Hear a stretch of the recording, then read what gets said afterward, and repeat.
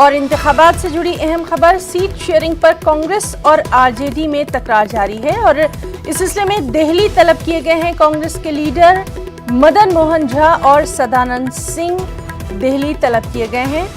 कल हो सकती है कांग्रेस स्क्रीनिंग कमेटी की मीटिंग। आरजेडी के बगैर इत्तेहाद की तलाश जारी है। तो लगातार सियासत में क्या कुछ वहां पर करवट बदल रही है, उससे हम आपको बाखबर करवा रहे हैं। सीट शेयरिंग पर कांग्रेस और आरजेडी में लगातार तकरार देखी जा रही है और इस सिलसिले में दिल्ली तलब किए गए हैं कांग्रेस लीडर मदन मोहन झा और सदानंद सिंह। कल इस सिलसिले में कांग्रेस स्क्रीनिंग कमेटी की अहम मीटिंग होगी और आरजेडी के बगैर इत्तेहाद की तलाश की जाएगी।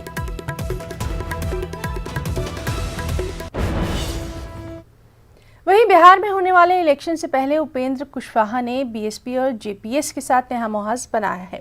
इससे पहले महागठबंधन के बाद एनडीए से सीटों की तकसीम को लेकर बात न बनने के बाद उपेंद्र कुशवाहा ने नया इत्तेहाद बनाने का ऐलान किया। उन्होंने इस मौके पर अब की बार शिक्षा वाली सरकार का नारा भी दे डाला।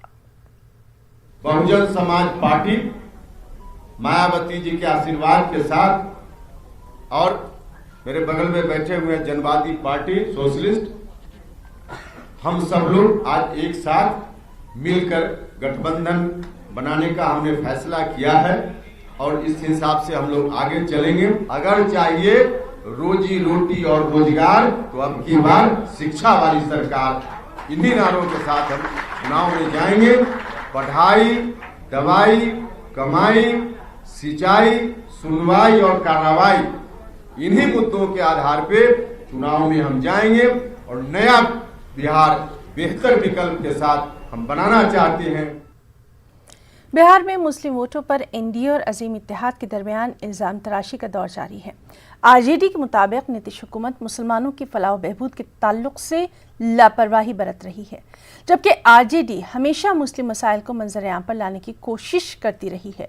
जेडीयू ने दावा कर डाला कि सूबे में मुस्लिम समाज की फलाह बहबूद के सिलसिले में आज जो कुछ नजर आ रहा है, इसकी शुरुआत नीतीश कुमार ने की है। जेडीयू ने दावा किया कि मुस्लिम तबका नीतीश कुमार के साथ ही रहेगा। लोगों का वोट इस बार एनडीए को जा रहा है, नीतीश कुमार के नाम पर नीतीश कुमार को वोट जा रहा है। और माइनॉरिटीज़ का जहाँ तक सवाल है, माइनॉरिटीज़ का भी वोट नीतीश कुमार को जा रहा है, क्योंकि नीतीश जी ने जो काम किया है मुसलमानों के लिए, माइनॉरिटीज़ के लिए, वो काम हिंदुस्तान की तारीख में संग मील की हैसियत रखता है। इस तरह का काम किसी ने नहीं किया है। जनता सोच रही है कि अक़लियतों का वोट जो है, जो सेकुलर फोर्सेस है, जो महागठबंधन है, उसी को देंगे। क्योंकि अब जो है नीतीश कुमार से और इनके एनडीए से जनता उब गई है। इसलिए उब गई है कि प्लान किए गए लोग को रोका गया, उनको आने नहीं दिया, बेरोजगारी है और ख़ासतौर अक़लियतों के मुद्दे पर ये कभी सीरियस नहीं रहे। बिहार असेंबली इंतखाबात की सरगर्मियां उरूज पर हैं। तमाम सियासी पार्टियों की नज़र मुस्लिम वोट बैंक पर है। मौजूदा हुकूमत बार बार दावा कर रही है कि नीतीश कुमार ने अक़लियती समाज और मदरसों के लिए बेहद काम किया।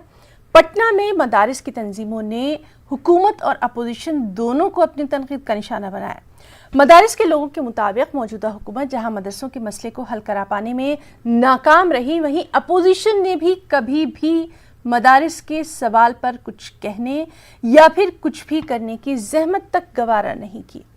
क्या है इंतखाबात में मदारिस के लोगों का मिजाज, इसी का जायजा लिया हमारे साथी महफूज आलम ने।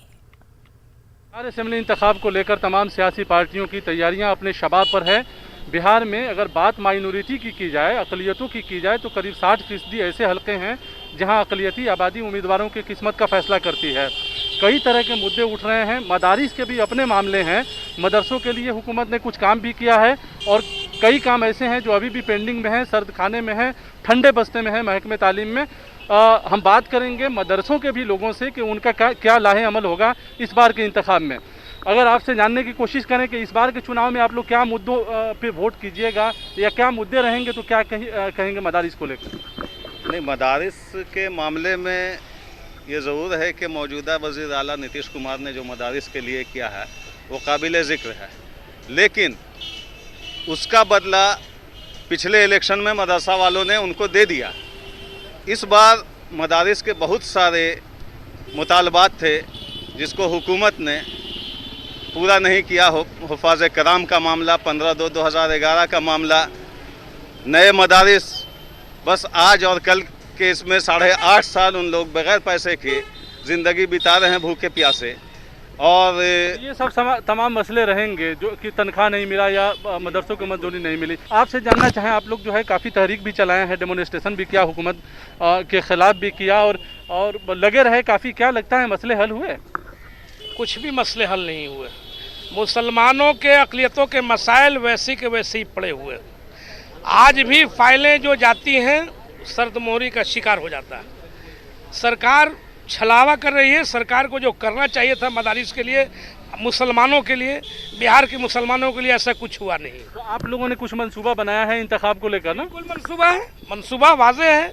सरकार एक तरफ हमको माइनॉरिटी कमीशन बना देती है, सरकार एक तरफ मैंने एजुकेशन के लिए मदरसा एजुकेशन बोर्ड देती है, इतना बड़ा राजकीय मदरसा इस्लामिया शम्सुल हुदा देती है, लेकिन उसके बावजूद इसको खोखला कर दिया सरकार ने। ऐसे नाअहल आदमी को चेयरमैन बना दिया जो कुंभा परवरी कर रहा है, बेटा दामाद, होने वाला दामाद उसमें बहाल हो जाता है। अजब विडंबना है। सरकार के यहाँ शिकायत होती है, सरकार शिकायत नहीं सुनती। मदरसों के सिलसिले में क्या मांग है आप लोगों की? मदरसों के सिलसिले में ये मांग है कि जितने भी मदारिस को जो अभी तक नियुक्ति नहीं हो पाई है या उनको रेजोल्यूशन नहीं मिल पाया है, उनको कम्प्लीटली उनको सारे काम जो मदरसे की नीड्स है उसको पूरा किया जाए। कई सारे मसाइल हैं, आप देख रहे हैं कई सारे मसाइल हैं और ये हुकूमत कहती है कि मदरसों के मसले को हमने हल किया है और भी कई सारे लोग हैं। आप बताइए साहब, क्या बुनियादी सवाल रहेंगे आप लोगों? हमारा सवाल ये है सरकार से, उन्होंने जो भी काम किया है मदरसे में फ़िलहाल ठीक किया है, लेकिन उसमें बहुत से लोग मार खा गए हैं। मिसाल के तौर पे मान लीजिए कि हम हाफिज़ के सीट पे हैं, हमारी बहाली 2005 की है और जिनकी बहाली कल हुई है सेम पेमेंट कर दिया है। तो ये हमारे साथ बहुत नाइंसाफ़ी किया है नीतीश कुमार ने। सवाल है मदरसों के इशू पे आप लोग जब जाएंगे तो क्या लगता है कि मदारिस के मसले हल हुए हैं? नहीं, अभी जो चेयरमैन को ये जो बहाल किए हैं, अध्यक्ष जो बनाए हैं चेयरमैन को, और सरकार कहती है कि हम 2459 वाले को जो है पेमेंट दे रहे हैं। ये राज्यसभा में भी RCP सिंह जो है कहते हैं कि हम 2459 मदरसे को बहाल कर दिए हैं और सब टीचर को पेमेंट दे रहे हैं, अनुदान दे रहे हैं। और यहाँ 2459 में कितने मदरसे को पास किए हैं ये तो सरकार के पास लिस्ट है। चलिए, इसका तो आपने देखा, ये कई सारे सवाल हैं। सवाल सिर्फ हुकूमत से नहीं है, सवाल अपोजिशन से भी है कि मदरसों के मसले पर अपोजिशन खामोश रही है। अब मदरसों के सिलसिले में अपोजिशन ने भी कोई आवाज़ नहीं उठाया है।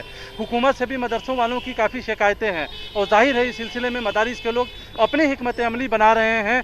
किसको इंतखाब करेंगे और किसे चुनेंगे ये वक्त आएगा तभी पता चलेगा। कैमरामैन दीपक कुमार के साथ महफूज आलम, न्यूज़ 18 पटना।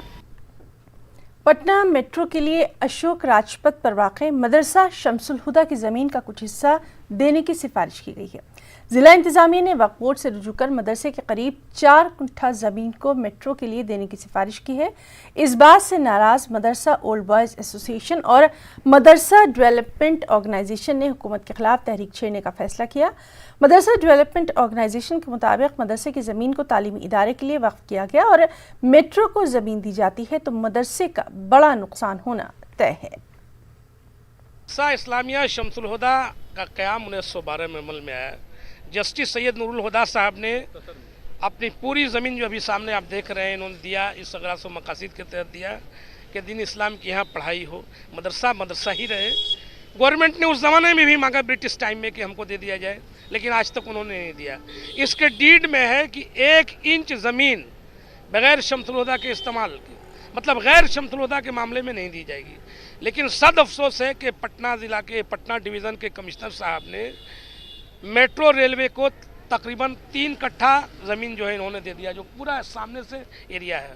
ये कितनी अफसोस की बात है। देखिए, सबसे बड़ी बात ये है कि गवर्निंग बॉडी की जो बैठक होती है और उसके जो मेंबरान होते हैं, उनका पूरा सजेशन होता है, एक पूरी टीम होती है कि क्या करना है, कैसे करना है। आपने जो 295 स्क्वायर मीटर ज़मीन जो हमेशा के लिए और 213 स्क्वायर मीटर ज़मीन लीज पे देने की बात कही है कि आप मुझे दे दीजिए।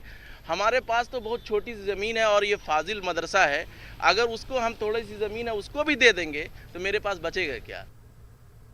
खबरों में फिलहाल इतना ही। मज़ीद ताज़ा खबरों के लिए आप लॉगिन कर सकते हैं news18urdu.com पर। आदाब।